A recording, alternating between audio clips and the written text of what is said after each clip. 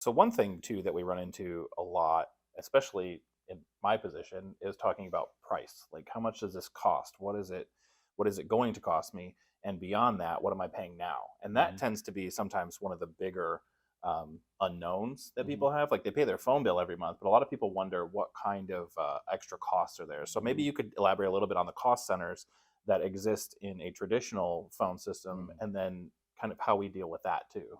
Yeah. So, as a traditional phone system, going back to what we talked about earlier, you might have a phone system in a closet Hmm. and it's got wires going everywhere.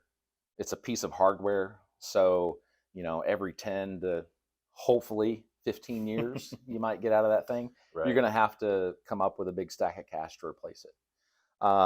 And interestingly, only one third of the cost to replace that is actually the equipment. The other two thirds is having a human come in there and know what to do with all those wires and to get Right. that Right. replaced. Right. So there's that. There's a periodic capital expense that has to be tackled.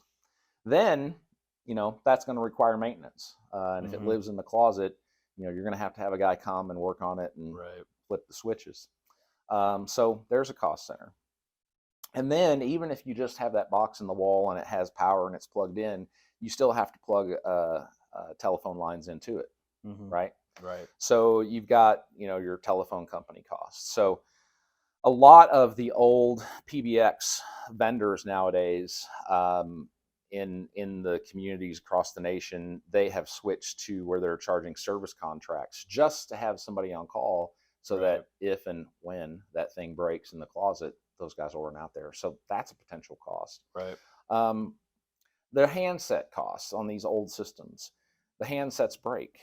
The thing in the closet might not go bad as often, but the handsets get beat up Hmm. pretty frequently, and the supply of the supply of old handsets on eBay is dwindling. Starting to run out. Yeah. It's starting to run out. So there's costs involved there. So all of these things, go together and make the VoIP, the technologies around VoIP a whole lot more attractive. Absolutely. Yeah. You don't have the periodic capital expenditure.